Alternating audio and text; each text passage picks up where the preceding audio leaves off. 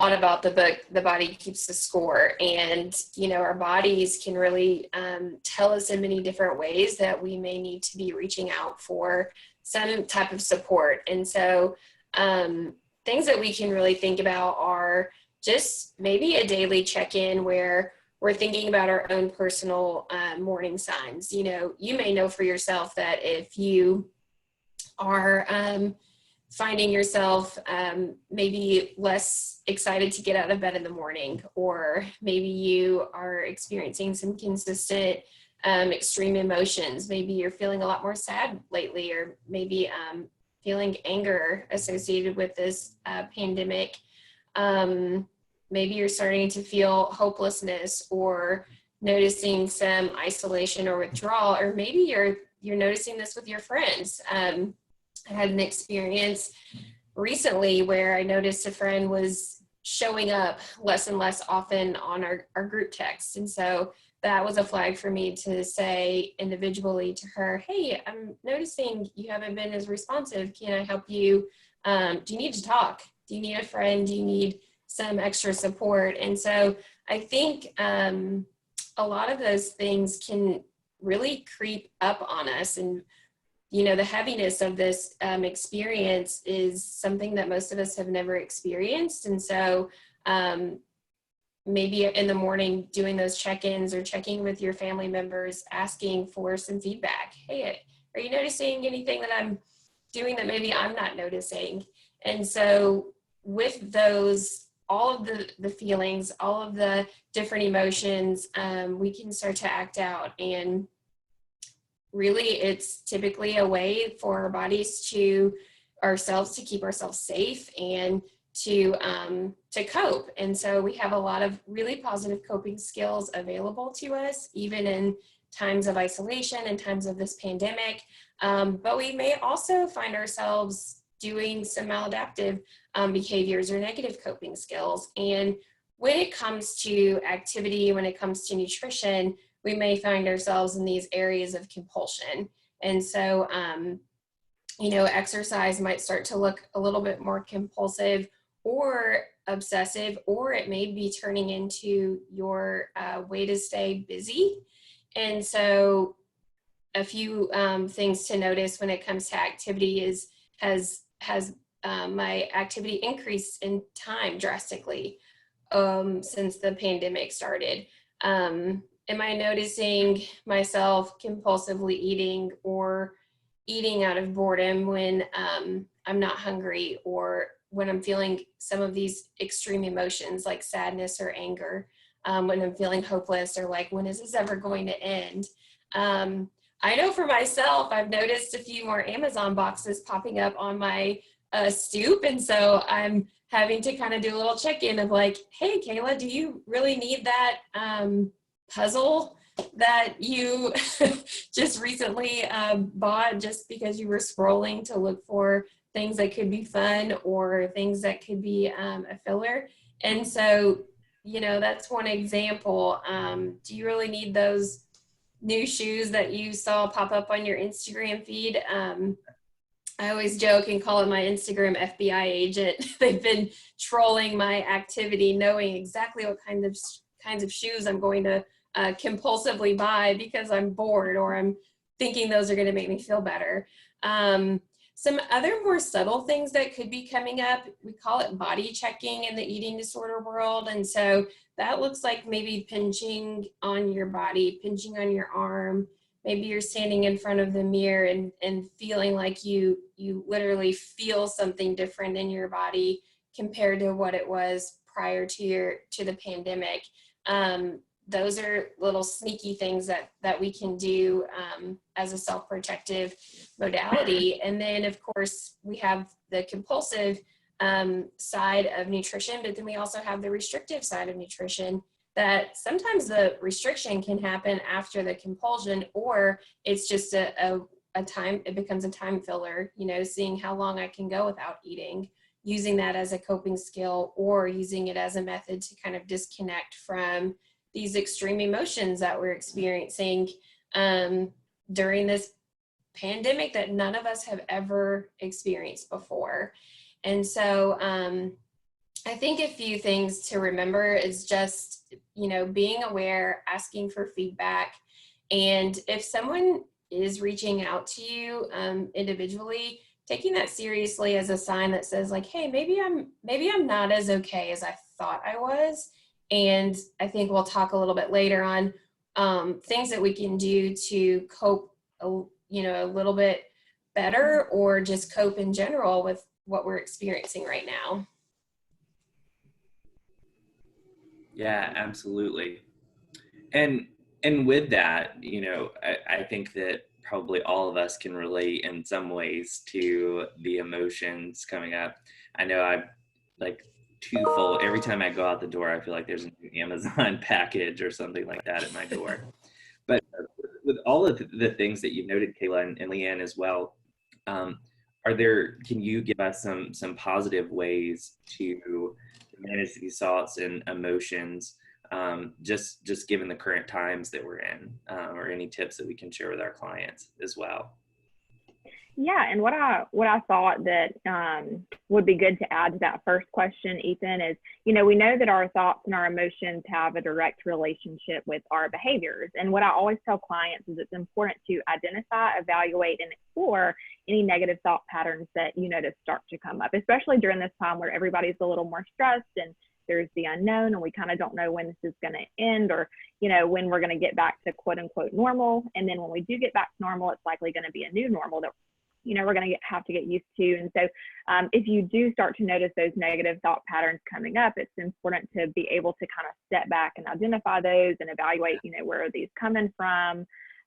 Cognitive distortions, if you notice that your thinking is a little more black and white, a little bit more all or nothing, maybe thinking, I'm always bad at this, or I'm never doing this right, or I'm never following my meal plan perfectly, or something like that. If you start to notice yourself kind of having thoughts like that, it's important to step back and think, okay, is this because of stress that's coming up? Is this, kind of identifying where is this coming from, being able to evaluate what do I need to do differently, and just exploring how can I move forward in a different manner, and how can I kind of change these thought patterns. But as far as being able to positively manage these thoughts and emotions that are coming up, self-care is a really good one. And so I want to stop briefly, and I want everyone to put in the chat box their favorite way that they have found to cope, to positively cope during the social distancing and the quarantine. I was saying earlier that one of my favorite things has been to get my 3-year-old in the stroller and go for a walk and put a podcast in and just kind of ignore the outside world for a few minutes. So what has been your favorite way to cope during this time? You can just put it in the chat box. There's some coming through already.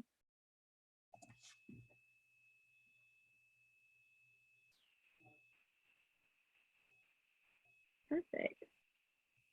Walking the dog, listening to sounds. Oh, that's a good one. Paint by numbers. I think puzzles is a big one right now too. Good mindless activity. So Kayla, maybe you did need that puzzle that came to your front door. You might have needed that. Cleaning. These are all awesome. Making sure to have a routine. That's a really good one. Hiking, new hobbies, meditations. Those are all really good. Yeah, so just different things that, you find that are maybe mindless for you, kind of gives you a chance to get away from the busyness and maybe the noisiness of what's going on right now. And there's some more still coming in. This is awesome.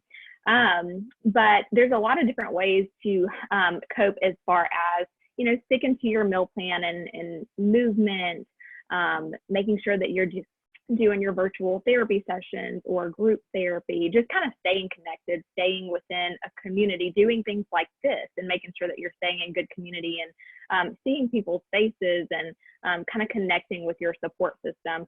And another one that's really good is, I always tell clients, I'm big on positive affirmations. I'm a firm believer in what you pour in is what's going to come out. And so if you're pouring in things that are really negative, then that's what's going to come out. But if you pour in things that are really life-giving and are a little more positive, that's also what's going to come out, but it's a practice.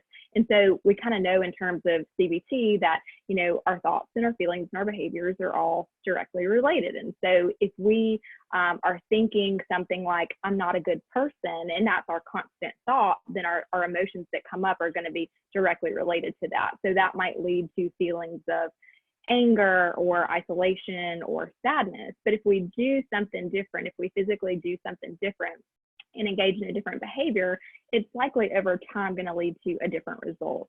And so if we, you know, affirm ourselves each day and say, I am a good person, or I am doing this well, even if you don't believe it at first, it's a practice to get yourself to have a different behavior, which over time is going to lead to a different emotion and a different feeling ultimately. So it's really good to be able to practice positive affirmations.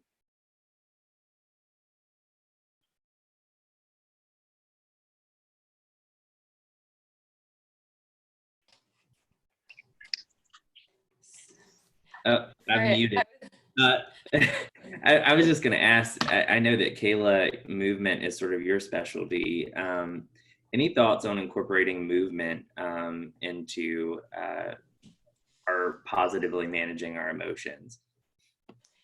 Yeah, so we know that physical activity has natural hormones that help reduce stress, anxiety, and depression.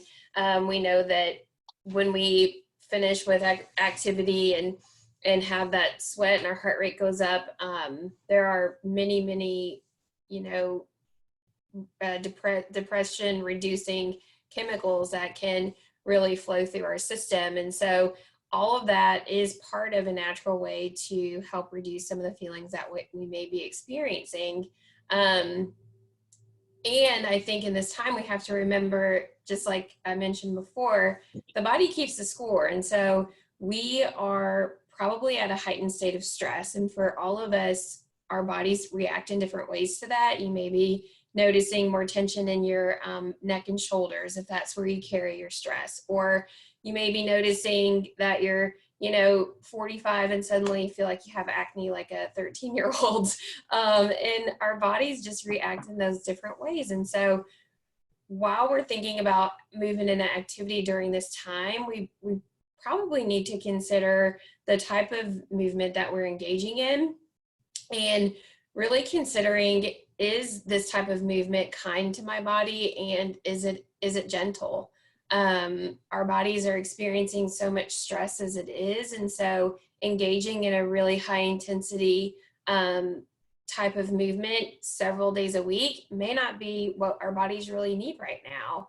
And so thinking about checking in to the type of activity that we're choosing, you know, am I choosing this because of how I think it might change my body, or am I choosing this because it's something that I'm enjoying, and because it's something that I actually am experiencing a reduced amount of stress? And our needs and desires for activity may change every single day.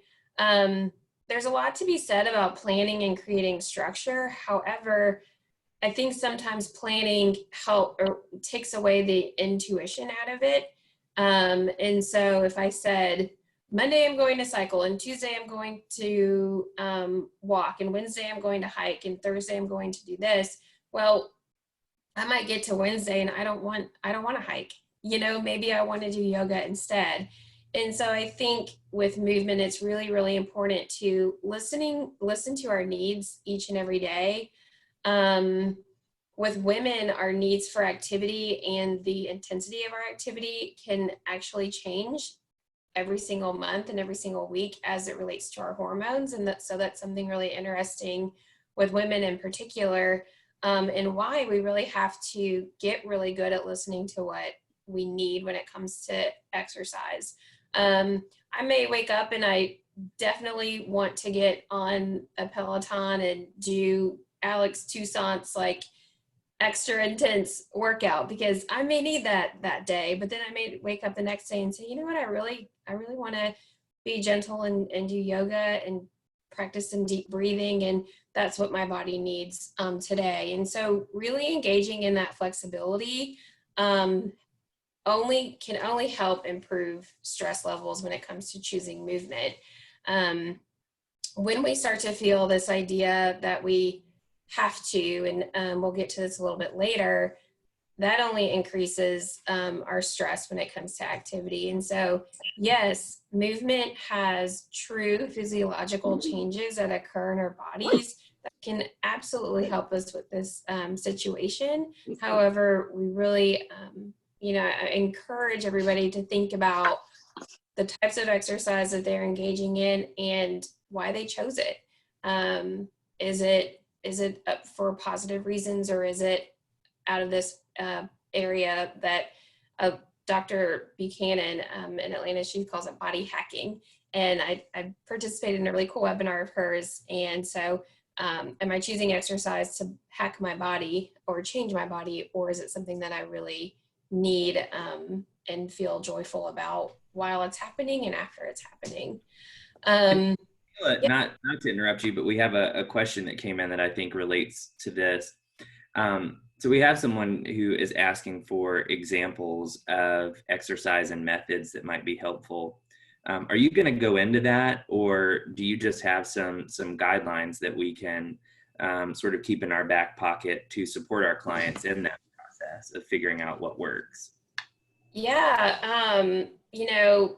I think one of the questions later will start to address some warning signs of when exercise has become more pathological than a healing system. But ideas, I think it's just really important to be, I call it mindful movement a lot. And so mindful movement really checks into how you're feeling pre, during, and post the activity. And really being honest with yourself of, I really didn't like that activity. And asking yourself why. Did I not like the way it made my body feel? Did I not like the way that this coach was talking to me? Was it just too intense for me today? And so those are ways that you can really be mindful and honest with yourself when you're choosing an activity. And I think it's really, really important to remember that, yes, going for a walk is enough. Yes, taking a really gentle yoga class is enough. Yes, doing stretching and deep breathing is enough. And sometimes we get into these cycles of if like no pain, no gain. And if it's not super high intensity for this amount of time, then what's the point? And so that's really the difference between using exercise for its health benefits of, blood pressure reduction and heart strength and muscular strength and bone strength and reduction of depression and anxiety. And then it becomes, this more compulsive in nature. Leigh-Ann, is there anything you want to add to that? Yeah, I think you made a good point. There's a huge difference in feeling the need to exercise and having the desire to just move your body, and being able to identify that difference and know what your limits are and know what your boundaries are with that is really important. Because for a lot of us, getting out right now, going for a walk is really, really a good way to cope. It's really meditative, if you will. But for a lot of people who are in recovery, or for a lot of our clients, that's not something that they could or should do right now. And so they have to find other ways to be able to cope with that. So just kind of remembering that you do have limits, that it may not be the appropriate thing for you all the time, and just being able to identify that difference. Where is my boundary with movement? Is this something that I feel like I have to do to burn all these calories, or is it something that I truly am wanting to do for the movement of it? Mm-hmm. Yeah. And when we talk about just other ways to cope, right? So just positive ways to manage these thoughts and emotions. And I saw something about eating regulation. So eating consistently and eating a balanced nutrition program is really going to be helpful to nourish the brain, nourish the body. And when the body is nourished, our desires to engage in this compulsive behavior, we do see reductions in compulsive eating when our body is actually nourished.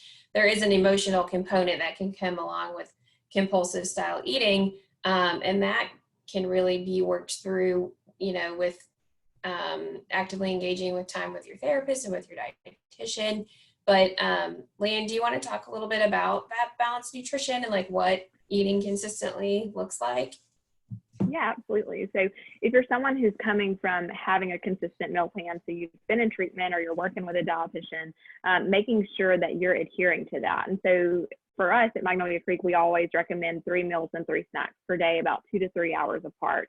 And so making sure that you're able to comply with that the best that you can. And so one thing that's been really big during the quarantine and during the social distancing is meal support groups. And I know that there's one on Instagram that's happening pretty consistently every week. I think it's the COVID-19 meal support. But that's something that's going to be really important, because if you're finding it really difficult to stick with your meal plan or to stick with your meals and snacks right now, being able to maybe FaceTime a friend during that meal or snack, or have that meal support, or just have the virtual, again, connection and community to be able to do that a little bit better so that you're not slipping. Because there's one thing that I'm going to talk about a little bit later, but essentially it's a relapse prevention method. It's called 3 circles. But being able to identify what your maybe your behaviors are, where you're slipping back into you're reverting back into old patterns and behaviors. And I'll talk about that a little bit more. But just being able to, again, kind of recognize when you're starting to slip in. So it might be more helpful when you're sticking to those meals and snacks, and when you're trying to stick to your meal plan, having some support there, whether that's family or friends, or again, that meal support app, or kind of whatever that looks like. Yeah, and I loved what you where you're going when just talking about like groups and things like that too. There are amazing support groups out there right now. Many of them are free. Feel free to give us on. Oh, am I muted? Oh. No, you're good. Oh, okay. It said I was muted, but then, okay. Hi, everybody. And so feel free to reach out. We can supply you with a list of virtual group options as well. And, the thing about groups is really just staying connected with either support groups or just staying connected with friends. Also, if you have a therapist and you haven't been seeing them and you're noticing some of these warning signs, never hesitate to reach out, even if it's been a long time since you've seen them. They always welcome you back with open arms. And so having a good relationship with a therapist and looking at those group support options can be really great ways to find healthy coping. And of course, there's tons of other options. You guys gave us so many cool ideas for self-care. Also meditation and prayer, just taking some time to have quietness, right? Just we don't have to stay busy all the time while we feel like we have all this extra time. Having time for meditation and prayer can really open our minds to contemplation and thought, and keeping in mind that doing nothing can still be productive. And of course, meditation and prayer is not doing nothing, but sitting and being calm and using deep breathing. All of that has incredible scientific evidence to help reduce things like blood pressure and stress hormones and all of the things that we're probably have heightened in our system right now. Take a bath, start a new bedtime routine. I'll use myself as an example. I don't know about you, but my bedtime kind of keeps getting a little bit later and later as I'm sort of edging out watching the newest Netflix thing or whatever it is. And so this is one that I think that I'm going to start maybe taking a look at, is what can be my bedtime routine, or are there some routines that I need to restore?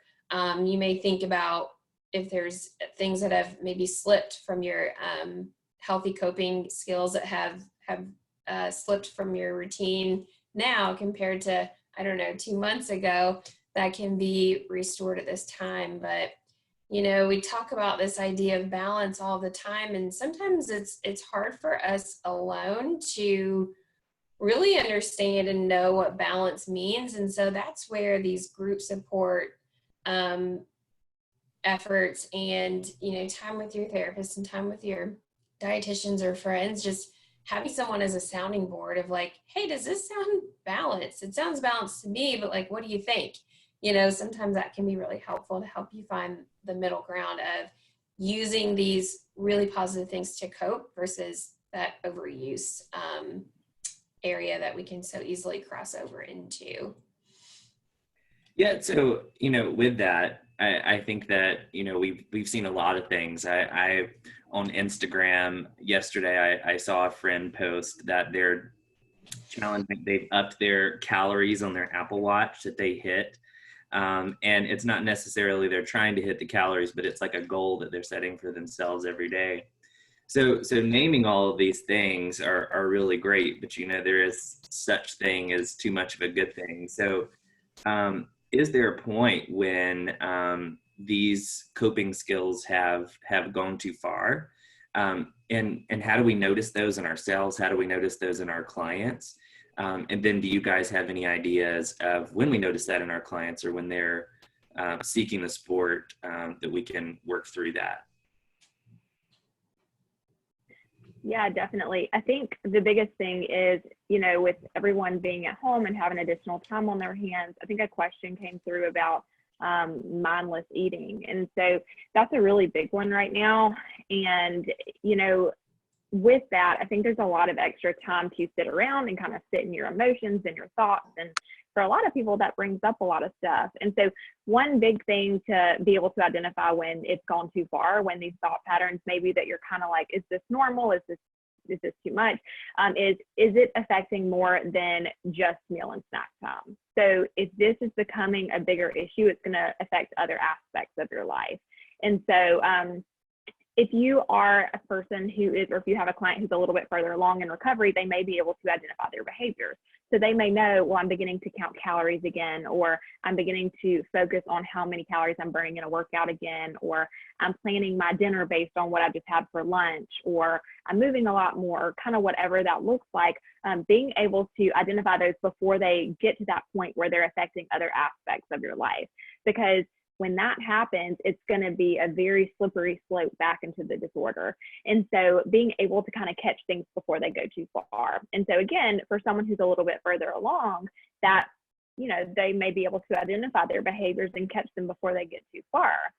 But for someone who is a little bit earlier in their treatment, they're really going to have to reach out for support. They're going to have to stay connected to their support system, whether that's their therapist or their dietitian or, their family or their roommate or whoever that is for them. They're going to have to make sure that they're staying connected and that they have someone to reach out to when they start to notice that they're slipping back into those behaviors. And so, examples of behaviors might be feeling the need to make up for meals through exercise, or pacifying hunger with, coffee or chewing ice, or, whatever it might be, putting a label on your diet to make it more socially acceptable. We're seeing a lot more veganism and gluten-free for no reason other than it's really trendy. Orthorexia is not a diagnosis, but it's become a term that's a little bit bigger right now. And essentially it's an obsession with clean eating, or, restricting certain food groups that you've read might cause harm, or that you've read, can have negative effects on your body, or whatever it may be. And that's kind of I feel like at a heightened place right now, because everybody's really overly focusing on what they're putting in their body right now, which in and of itself may not be a bad thing, but it can become a really dangerous thing, because if you focus on it too much, again, it's going to get to the point where it's not just affecting what would I like for my meal today, or what would I like for my snacks today, but it begins to affect every other area of your life, to the point of, maybe I'm not going to dinner with my friends because there's going to be food there that I don't really want to eat, and I don't want to have to talk about why I'm not eating it. Or I'm going to skip out on, so-and-so date or event because there's going to be food there. And of course, there aren't a lot of events going on right now, but getting the point across of, skipping out on things that are a little bit more social, because there might be food there, because it may not align with your eating disorder or your disordered habits. So I have a question sort of following up to your orthorexia point. Mm-hmm. I've seen all over, I follow a couple of like fitness magazines and gyms local here to Atlanta, Georgia, but also sort of nationally.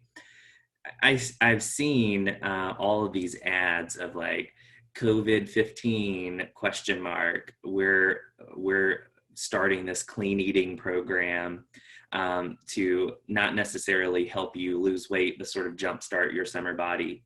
So do you have any thoughts on that?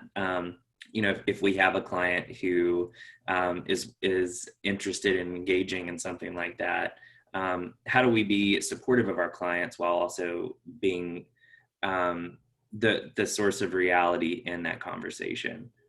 Yeah. So there have been a lot of articles around the COVID-15 or the quarantine 15 or whatever it is. I think that the biggest thing that you can do for yourself is to try and not focus on that aspect of it as much as possible. Again, going back to consistent eating, making sure that you have a meal plan, making sure that you're eating enough throughout the day, because if you're not eating enough, then you're going to, it can turn into a binge restrict cycle and things like that. But, it's really unfortunate that we're in this time that's really unprecedented. It's really uncertain. There's a lot of different things coming up, and it's sad that has to be a fear, because our body changing should not be a fear right now with everything else going on, but it is definitely a valid fear. So I think that one thing that people need to understand is mindless eating and emotional eating can be a little bit different, because emotional eating is not always a bad thing. And so, it's totally fine to say, I'm in a really good mood right now and I want a slice of pizza, or, I'm really sad right now and I want a bowl of ice cream. The difference is being able to make a conscious choice to do that versus it just being totally mindless and I'm bored and I'm not paying attention and I'm beginning to engage in like binging behaviors. And so being able to focus on, I'm making the decision to do this because I'm happy or because I'm sad. And so the difference there, is it a conscious decision or is it a kind of a subconscious, I'm being mindless decision? So yeah. For that. And for our folks who are supporting clients with eating disorders or with some problemed eating or orthorexia, can you give us just quickly a few tips of what a balanced meal would look like? Yeah, absolutely. Yeah, so an example might be, having breakfast around 8 a.m., AM snack around 10 a.m. And this is just the schedule that we do at Magnolia Creek. So that's kind of what I'm going off of. But lunch around 12, a snack around 3, we do dinner at 5, and then we do another snack at 8. And so making sure that it's balanced in terms of timings, but also in variety. So making sure that you're getting enough. I always recommend that at every meal and snack, there's some form of carb, fat, and protein, because that leads to increased satiety, and that leads to making sure that you're not only full, but that you're satisfied, because those are two different things. Being full is a physical sensation, but being satisfied is that state of contentment, and making sure that you're getting enough of whatever it is that you feel like you need at that point. But yeah, just making sure that you're getting enough, but that also you're getting a variety of things that can lead to feeling content. Certainly. Thank you. Yeah, and I always say too, as dietitians, we these things come completely second nature to us. We've probably done a lot of work from a scholastic perspective. We have done a lot of work from that perspective, and we've also done a lot of work from a personal perspective. And so if some of this language sounds foreign to you, or you're like, okay, that's cool, but what's a carb, what's a protein, what's a fat? That's a really, really great time to consider finding a dietitian to consult with for yourself. And so we have connections all over the country of really well-respected RDs who can help you sift through your relationship with food and can help you understand what a balanced meal looks like. And I think too, I always say diets are kind of like an ex-boyfriend, where it'll kind of creep into your mind, or maybe that creeps into your inbox, where it's like, hey, knock, knock, like, remember me? We had such a good time together. And then you re-engage, and then you start to engage in that diet behavior. And then it's like, oh my goodness, I remember why we broke up.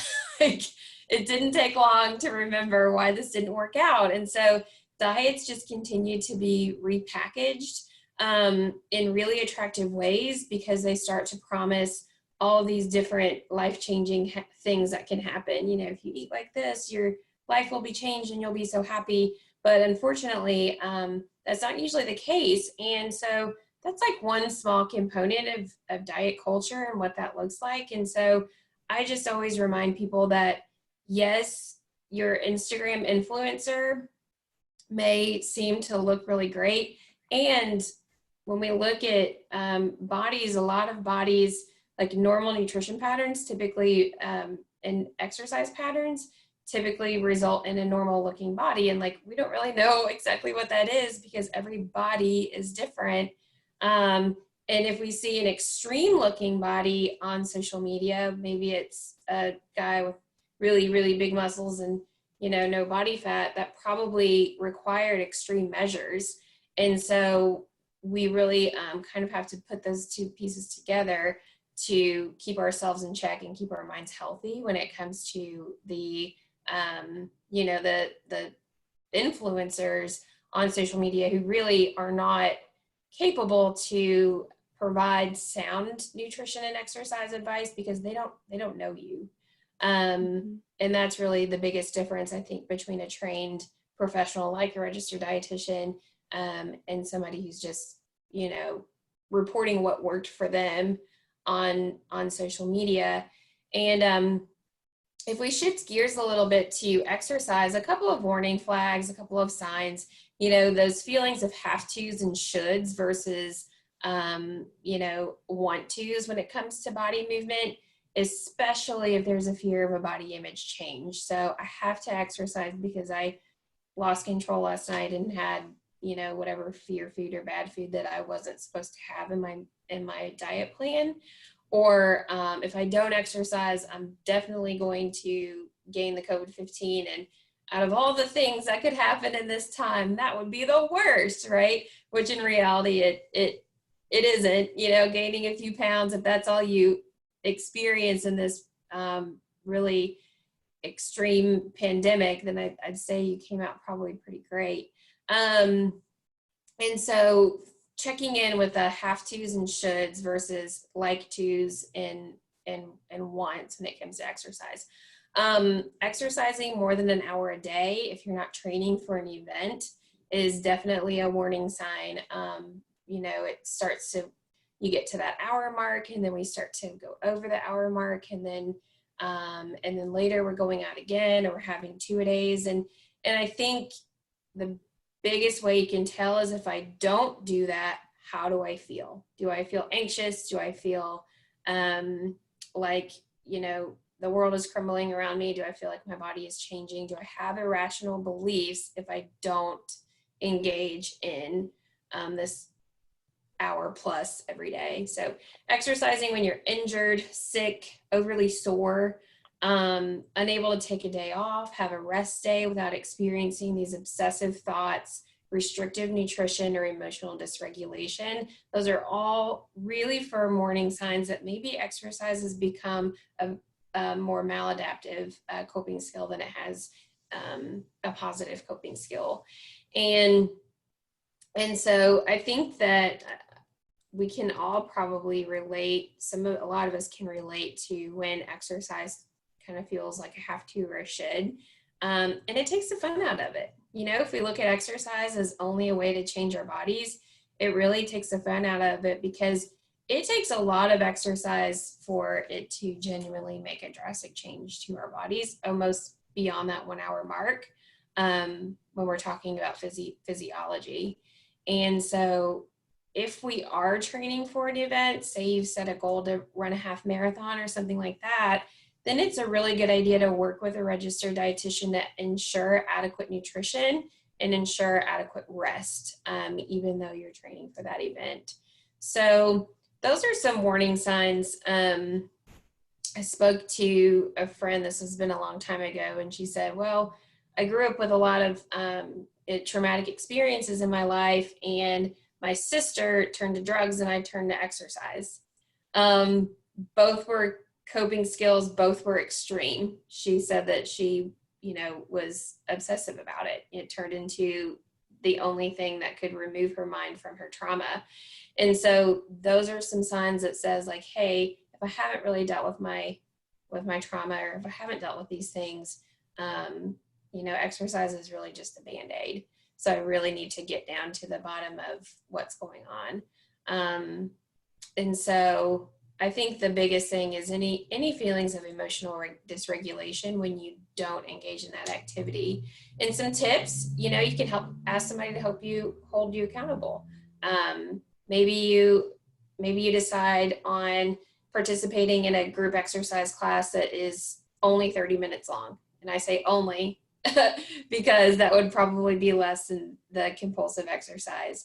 And sticking to that, and maybe asking your dietitian or your therapist for accountability on that.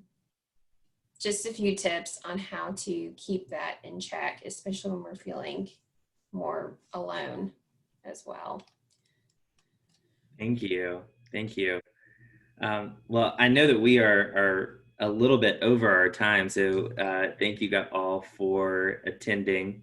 I'll make sure you all do receive Leigh-Ann and Kayla's information after the presentation if you have any questions that we weren't able to get to. But again, thank you so much for joining us. We'll be back here next Tuesday, same time, same place.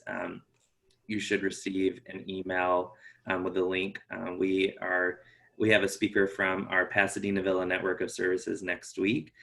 We're super excited to welcome her.